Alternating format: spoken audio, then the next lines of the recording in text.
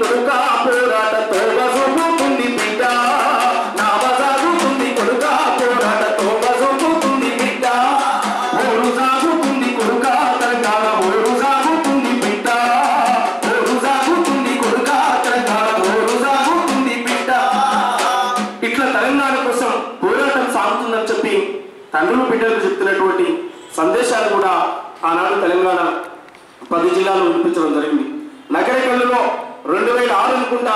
గద్దరెళ్లతో మొట్టమొదటిగా అక్కడ ధూమ్ధాం ఏర్పాటు చేసి డాక్టర్ చెరుకు సుధాకర్ నాయకత్వంలో నేను తెలంగాణ ఉన్నటువంటి కళాకారులందరినీ ఒకే వేదిక మీద తీసుకొచ్చి నల్లగొండ జిల్లాలోనే మొట్టమొదటి ధూమ్ధాంగా నగరికల్లు వేదిక అయితే అది ఒట్టికోట అల్వారు స్వాగతం ఒట్టికోట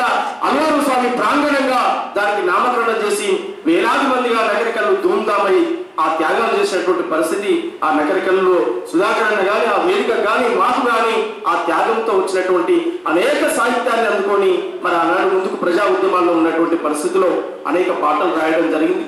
అందులో మీరందరూ కూడా ఒక్కొక్కరు ఒక్కొక్క భాగంగా త్యాగాలు చేసినటువంటి వాళ్ళు, ఉద్యమాలు చేసినటువంటి వాళ్ళు, జైళ్ళలోకి పోయినటువంటి వాళ్ళు, కష్టపడ్డ వాళ్ళు, లాఠీలో దెబ్బలు తిన్న వాళ్ళు, కుటుంబాలను వదిలిపెట్టి త్యాగాలు చేసి జీవితాలు నాశనం చేసుకునేటువంటి వాళ్ళు కూడా చాలా మంది బిడ్డలు తెలంగాణ ఉద్యమంలో ఉన్నారు. అట్లాంటి పరిస్థితుల్లో ఇవాళ మరొకసారి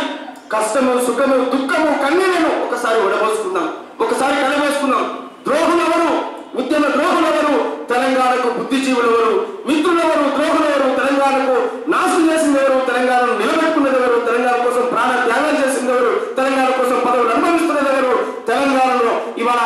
దోపిడీ సంపదగా మార్చుకొని సీమాంధ్ర పాలకులకు మరి వంత పాడుతూ ఇవాళ కాంట్రాక్టులు కమిషన్లు తింటున్నది ఎవరు, ప్రాణత్యాగాలు చేసి నలురోడ్డు మీద పడినటువంటి కుటుంబాలు మరి ఇవన్నీ కూడా ఒకసారి మళ్ళా చరిత్రలోకి మనం వెళ్దాం. ఒక్కసారి నెమరేసుకుందాం. 9 రోజులు ఆ 9 రోజులు ఏం జరిగింది, విద్యార్థుల ఉద్యమం ఏం చేసింది, ఎటు వలుపు తిప్పింది, తెలంగాణ రాష్ట్ర ఆకాంక్షను ఢిల్లీ ప్రభుత్వం ఎలా ఒప్పుకుంది, ఎన్ని ఉద్యమాలు చేస్తే, ఎన్ని పోరాటాలు చేస్తే, ఎన్ని త్యాగాలు చేస్తే, ఎంతమంది లాఠీలు తింటే, ఎంతమంది బిడ్డల బలిదానాలు అయితే ఆ చరిత్రను మనం ఒకసారి నెమరేసుకోకపోతే చరిత్రలో మనకంటే ఇవాళ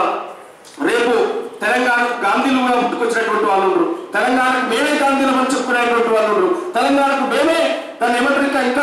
పెద్ద పెద్ద పదాలతో అంటున్నటువంటి పరిస్థితి ఉన్నది. మరి ఇట్లాంటి పరిస్థితుల్లో ఇవాళ ఇక్కడ ఉన్నటువంటి 96-97లోనే తెలంగాణ మహాసభకు మరి రాష్ట్ర అధ్యక్షుడిగా పనిచేసినటువంటి డాక్టర్ చెరుకు సుధాకర్ అన్న ఆనాడు తెలంగాణ నినాదం ఇచ్చినప్పుడు బహుశా వాళ్ళ పరిపాలన చేస్తున్నటువంటి ఒక్కడి మొహం కూడా కనిపించదు, వినిపించదు, అసలు ఎక్కడ ఉండో, ఏ బజార్లలో ఉండో, ఏ గల్లీలలో ఉండో. ఆనాడు 97-96లోనే సూర్యాపేటలో ఒక మహోత్తరమైన సభ పెట్టి తెలంగాణలో దళిత బహుజనులకు రాజ్యాంగం కావాలి, తెలంగాణ కావాలి, వచ్చిన తెలంగాణ దళిత బహుజన తెలంగాణ కావాలని చెప్పి గర్జించిన మా రోజు మీరంగా ఆనాడు పిలిపించారు. ఇక్కడ కూర్చున్న విమలక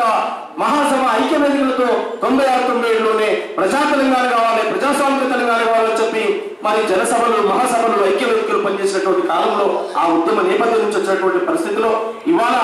మరి తెలంగాణ సమాజాన్ని మేల్కొల్పడానికి, ఆగమైన తెలంగాణను కాపాడుకోవడానికి, తెలంగాణ సీమాంధ్ర పాలక నుంచి తీసుకొచ్చి ఆ తెలంగాణ తొలగి చేతులు పెట్టడం కోసం కాదు, తెలంగాణ ఇక్కడ ఉన్నటువంటి అట్టడు కులాలకు తెలంగాణ న్యాయం జరగాలి, తెలంగాణ పరాలు ఉండాలి, ఆ పరాలందరికీ ఇవాళ మళ్ళా గర్జించి గడవిప్పి మళ్ళా 50 ఏళ్ల క్రితం ప్రశ్నించిన గూడాంజన్న వారసులు దొరయేంద్ర వారి పీకుడేంద్ర ప్రశ్నించే చైతన్యం ఇలా విద్యార్థులకు, బుద్ధిజీవులకు, మేధావులకు, రైతులకు, కార్మికులకు, కర్షకులకు, సమస్త తెలంగాణ పీడిత జనాన్ని మేల్కొల్పాల్సినటువంటి బాధ్యత మన పైన ఉందనేటువంటి విషయాన్ని తెలియజేస్తూ మరి ఒక్కొక్కరు తమ సందేశాలు ఇస్తారు, తమ పంచుకునేటువంటి ఉద్యమ అనుభవాలు, వాళ్ళు చేసినటువంటి త్యాగము